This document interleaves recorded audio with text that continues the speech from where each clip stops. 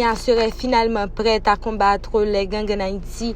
Le Kenya n'est pas contre une force opérationnelle offensive pour combattre les gangs en Haïti, a rapporté le Nouvelliste samedi dernier. Cette information survient après que le journal floridien Miami Herald a rapporté que le Kenya ne souhaite déployer qu'une force statique pour protéger les infrastructures gouvernementales. Après la mission d'évaluation du Kenya en Haïti, les informations indiquaient que le pays ne voulait déployer qu'une force statique pour protéger les institutions clés d'Haïti en proie à une criminalité sans précédent. Lors d'une réunion tenue à New York le 25 août à la mi-journée sur le dossier d'Haïti, la délégation du Kenya a clairement indiqué qu'elle arrive à comprendre les besoins d'Haïti et comment elle pourra aider. Et l'option pour le déploiement d'une force statique en vue de sécuriser les institutions clés n'est pas sur la table.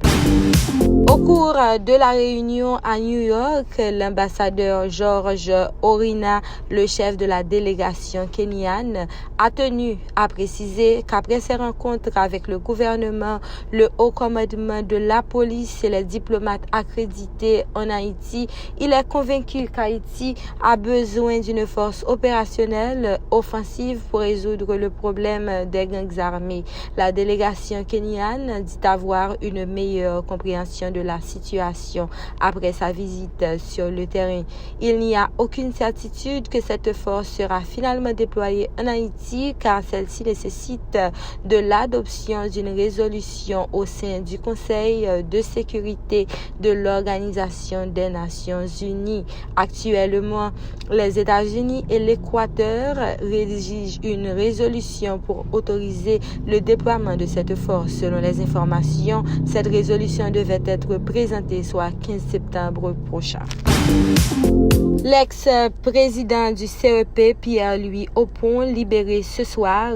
L'ex-président du CEP, Pierre-Louis Oppon, enlevé il y a plus de 2 mois, a été libéré samedi. Selon les sources proches de sa famille, Pierre-Louis Oppon a été à tabac par le gang Gazé Barrière dirigé par Vitellum Innocent le 20 juin 2023.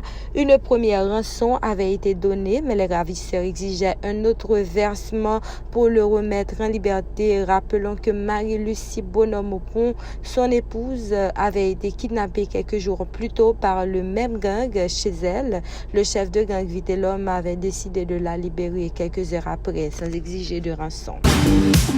29 août 2023, les bandits de Canaan sement la terreur. Au moins une vingtaine de fidèles de l'église dirigée par le pasteur Marc-Aurèle Zidore ont été tués par le gang de Canaan lors d'une marche organisée samedi pour dénoncer les exactions de ce regroupement criminel. Certains des fidèles ont été munis de bâtons et d'armes blanches lors de cette manifestation qui allait faire face aux réactions meurtrières des bandits qui les ont accueillis à coups de fusil. Les images des corps des fidèles ensanglantés sont devenues virales sur les réseaux sociaux depuis samedi.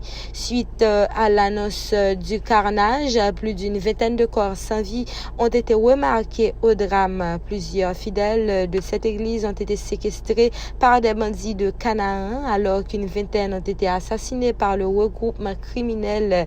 Des blessés ont été aussi recensés dans les rangs des fidèles de l'église. Rappelons que Canaan, une zone située à l'entrée nord de la capitale, est contrôlée par des criminels notoires depuis des années.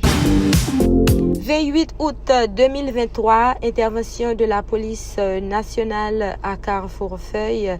Une opération menée par la police à Carrefour-Feuille s'est soldée samedi soir par la mort d'une dizaine de bandits du gang de Grand Ravine. Le syndicat national des policiers haïtiens encourage les membres des unités spécialisées déployées sur le terrain à poursuivre l'offensive visant à mettre des bandits de Tilapli hors d'état de nuire. Le syndicat national des policiers haïtiens souligne que plusieurs armes à feu ont été récupérées par les policiers lors de cette opération musclée. Cette intervention a pu réussir grâce aux interventions des agents de l'UDMO, UTAG, SWAT, entre autres, qui ont été mobilisés pour repousser les bandits de Gravine présents à Carrefour-Feuille. Le pasteur Marc Aurèle Zidore Di Marco attendu ce lundi au parquet. Le pasteur Marc Aurèle Zidore Di Marco, initiateur de la marche des fidèles contre le gang de Canaan qui a tourné au drame, ne s'est pas présenté au parquet de la Croix-des-Bouquets ce lundi 28 août 2023. Le parquet de la Croix-des-Bouquets n'a pas mis du temps à réagir après le carnage de Canaan. Les bandits emmenés par le nommé Jeff, chef de gang de Canaan, ont assassiné une vingtaine de fidèles du pasteur Marc Aurèle Zidore Di Marco. Le commissaire du gouvernement près le tribunal de première instance de la Croix-des-Bouquets, Roosevelt Zamora, a confirmé avoir invité le pasteur Marc Aurèle Zidore à comparaître dans le cadre du carnage perpétré à Canaan. 24 août 2023, Haïti, insécurité, les déplacés de Carrefour-Feuille. Les déplacés de Carrefour-Feuille, réfugiés actuellement au gymnasium Vincent, se plaignent de leurs conditions d'hébergement, déplorant le caractère sélectif de l'aide gouvernementale. Ils affirment avoir des difficultés pour se procurer de la nourriture et de l'eau potable. Certains d'entre eux disent être à la recherche de leurs enfants depuis qu'ils ont fui la zone. 15% des Haïtiens croient à la collaboration PNH-FAD pour rétablir la sécurité selon un sondage de l'AGERCA. 75% des Haïtiens croient que pour le rétablissement de la sécurité dans le pays et le démantèlement des gangs armés, la police nationale d'Haïti, PNH, aurait besoin du soutien des forces armées d'Haïti, FAD. C'est ce que révèlent les résultats du deuxième sondage sur l'insécurité dans le pays de l'Alliance pour la gestion des risques et la continuité des activités AGRK, commandité auprès de la firme Diagnostic and Development Group S.ADDG, alors que la demande d'aide internationale sollicitée par le gouvernement haïtien pour stabiliser le pays depuis octobre 2022 reste en attente de réponse et suscite des débats. La GRK a fait appel à la firme privée DDG afin de connaître l'avis de la population haïtienne sur la question. 747 personnes assassinées pour l'année 2023 dans le pays. Un nouveau rapport publié le jeudi 24 août 2023 par le Centre d'analyse et de recherche en droits de l'homme, CARDH, met en lumière l'étendue des dégâts causés par les gangs sur la population haïtienne de janvier à août 2023. Pas moins de 747 personnes ont été assassinées durant cette période selon le CARDH.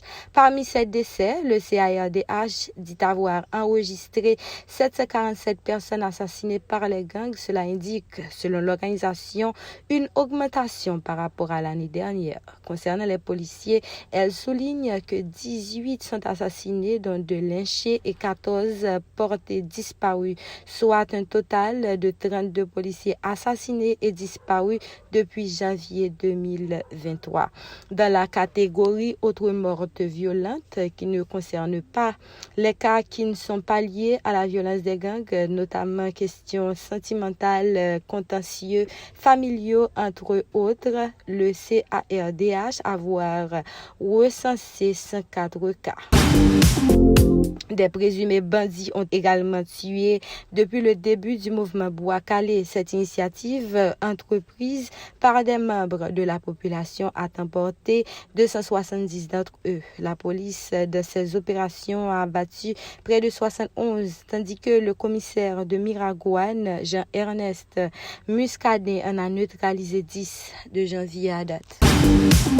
28 août 2023, plus de 200 000 déplacés à cause des gangs, selon les dernières évaluations de l'Organisation internationale de la migration en juin 2023. L'instabilité et l'insécurité ont provoqué le déplacement de près de 200 000 Haïtiens dans le pays, dont 31 000 sont déplacés à l'intérieur de la seule zone métropolitaine de Port-au-Prince. Alors que la crise se prolonge, la capacité des communautés à accueillir les personnes déplacées s'érode, exposant les populations déplacées à des risques de protection plus importants, tels que les violences basées sur le genre, communautaire et sexuel, la discrimination et les abus, afin d'informer régulièrement les autorités et les autres partenaires sur la situation des déplacements en Haïti. La Direction générale de la protection civile DGPC et la DTM de l'OIM ont réalisé des évaluations de suivi de la mobilité pour collecter et mettre à jour les informations sur le nombre, les profils et besoins des personnes déplacées dans le pays.